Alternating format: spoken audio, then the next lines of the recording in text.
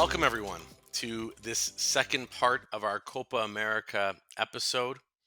I'm here along with my co host, Jake Minster in Boston, Massachusetts, Sergio Flores in Mexico City, as he likes to call us, the Three Amigos. We're back again with part two of our Copa America episode, where we have a very special guest with us today. The managing partner of our San Diego office, Karine Wenger, is joining us to speak about some inbound issues that might pop up or people might want to be aware of as the Copa America approaches. Karine, we're really happy to have you here. I thought I just might start out with asking you to share a bit about yourself, your role within the firm, how sports forms part of your practice, perhaps your personal life, and where your passion for soccer, or as some of our guests require us to say, football, where that comes from. Great. Thank you so much. Thank you so much for having me. This is so exciting. Um, I'm originally from France, so yes, soccer or le foot, as we like to call it, has been part of kind of my heritage. Right, growing up, it's been part of our family traditions, and certainly we have fans, uh, spanning several of the football clubs in our family. I I grew up here though in the U.S. I moved to the U.S. as a teenager in Southern California, and I was so surprised that women played for soccer. Unfortunately, I didn't get to play, but I followed a lot of my friends who played, and so that's been exciting.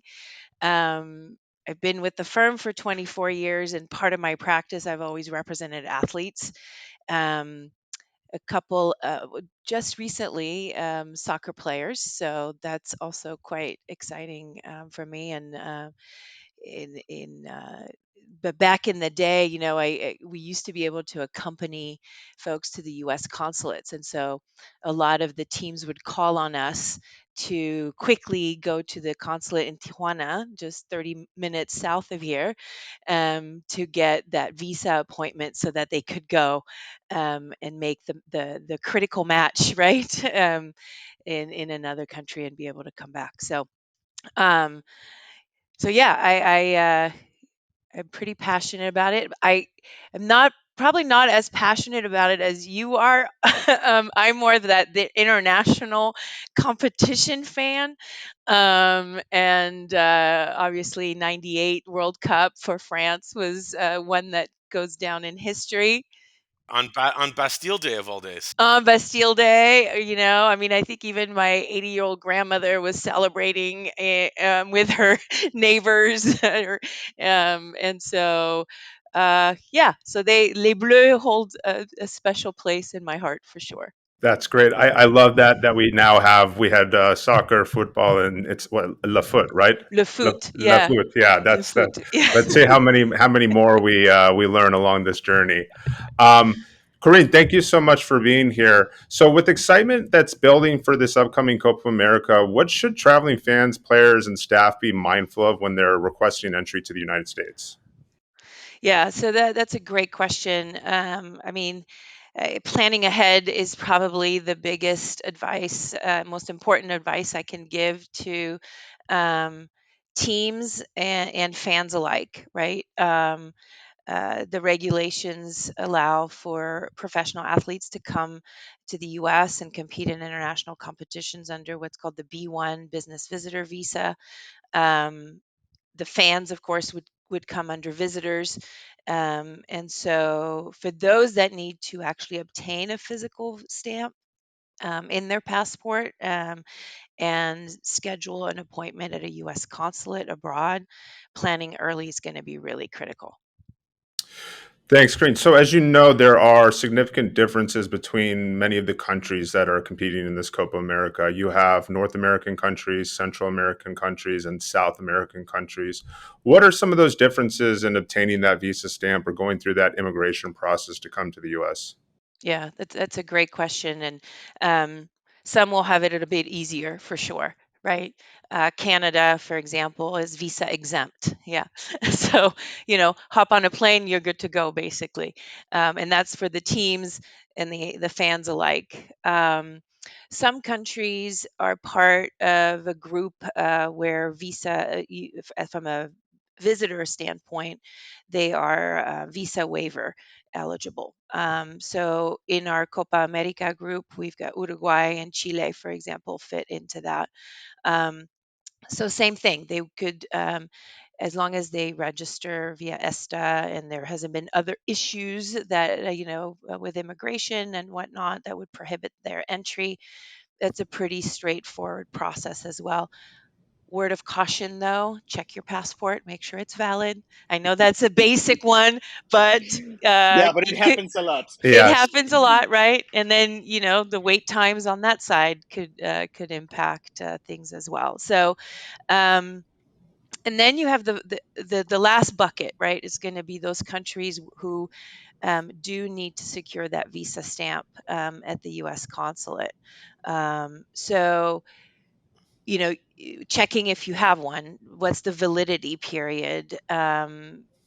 Many will need to go to an interview, and that is the key difference, right? You might be appointment dates might be difficult to secure, but particularly if the interview itself is required, I mean, you could see a difference between 15 days to over 2 years in some countries. Um, so looking at that will be really critical. Um, the each consular post will have its own kind of requirements for applying for the interview waiver. So if folks qualify for that, that's an added benefit. That said, what we're seeing is even though it appears that they may qualify, the consular officer still has discretion to call them in for an interview nonetheless. So those are some of the things to keep in mind. Um, and then uh, the other piece of it, like every other, for anybody going through the consulate, the applicant is subject to background checks, and so um, some nationalities tend to be prone to a bit additional background checks and could be stuck in what's called administrative processing, which could take a little bit longer. So there's things that folks can control in the timing and the planning, but they also need to know that they have to remain flexible, um, and that could be obviously problematic for the teams, right? Of course, and always a discretionary portion, Crane. That's, of course, very good advice, always planning ahead, and thank you for that. So, further to that point, and looking a little bit more into the World Cup of 2026, as the continent shift gears to this World Cup, do you think they might be any special visas that the U.S. in particular would considering establishing for this tournament?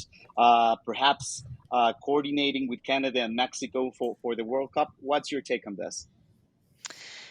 So, I mean, that would be amazing, right? A special visa for this. I mean, talk about elevating the sport. um, I don't know that we're going to go that far. However, I do think that hopefully, right, the State Department will plan ahead on their end, right, and be mindful that teams will need some accommodations potentially, um, and open up perhaps certain appointments for the teams, right, to accommodate. One of the things, some of the consulates, for example, in looking for Copa America, right? Caracas doesn't have consular services. So you've got to go, Venezuelans have to go to another country to apply for their visa stamp.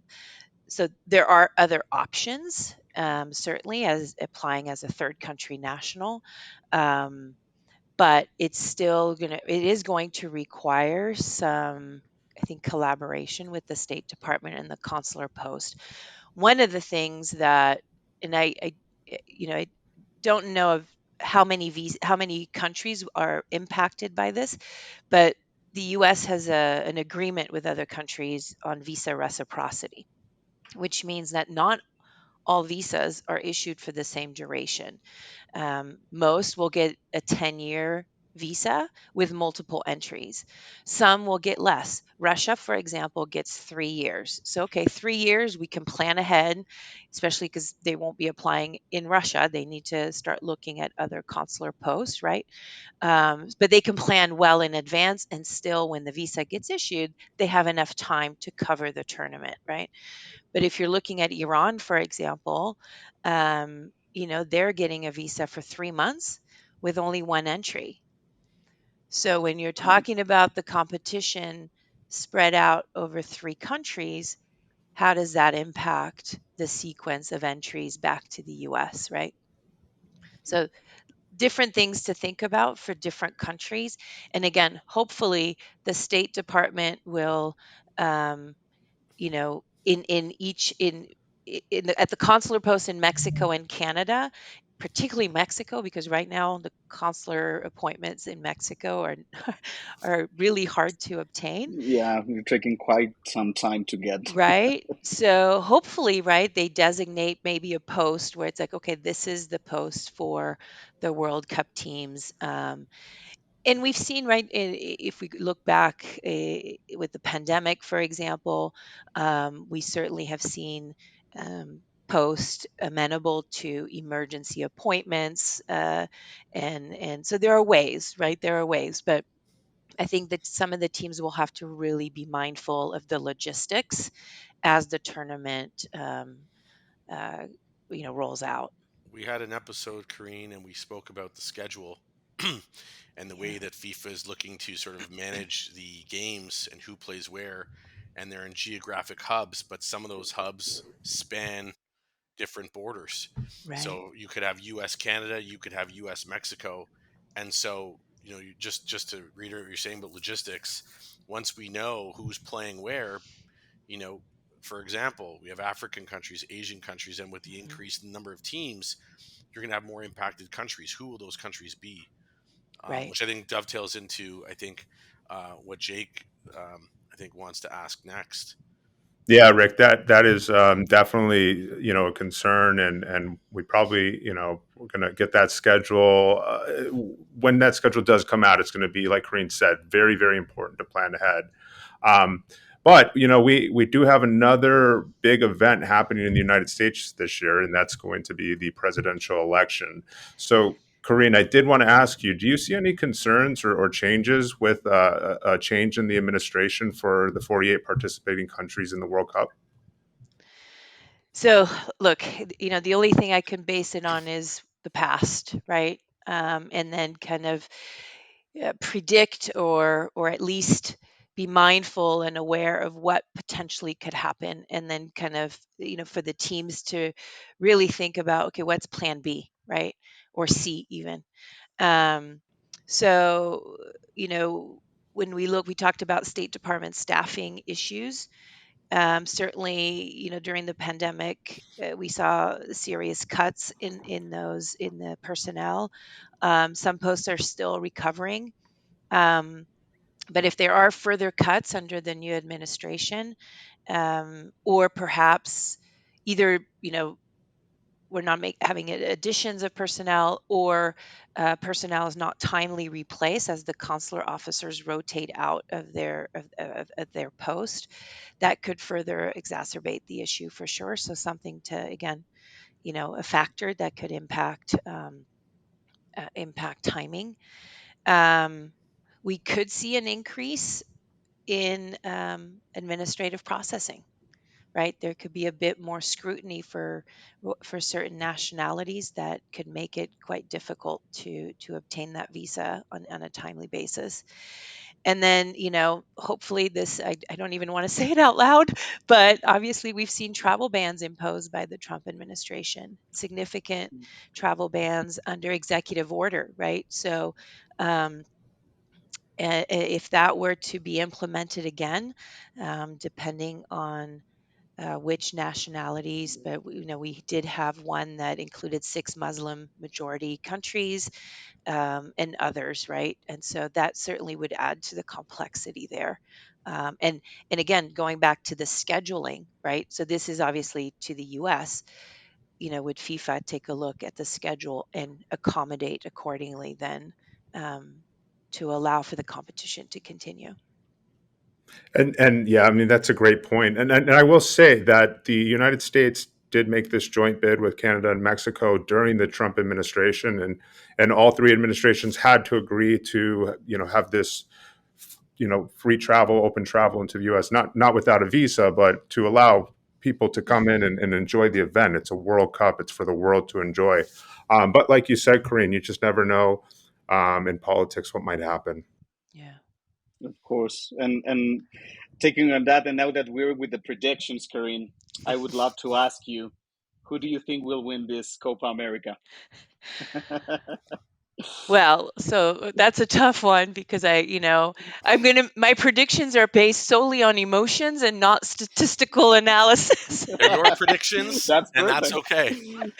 So I will go for US, although I looked at the group C and I don't know. We'll see.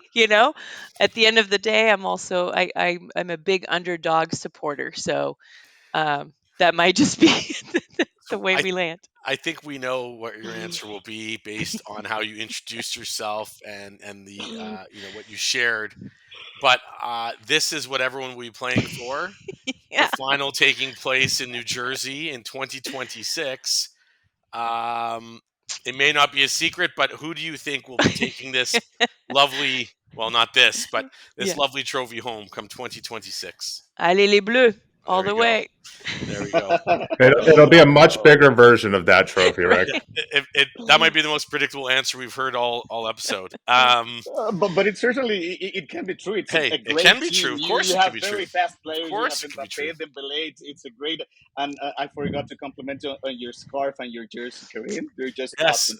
Thank you, yes. thank you. My Fragomen FC and of course les bleus. I'm going to have to get one of Le those for Bleu. my background here. Listen, Karine, it's been great.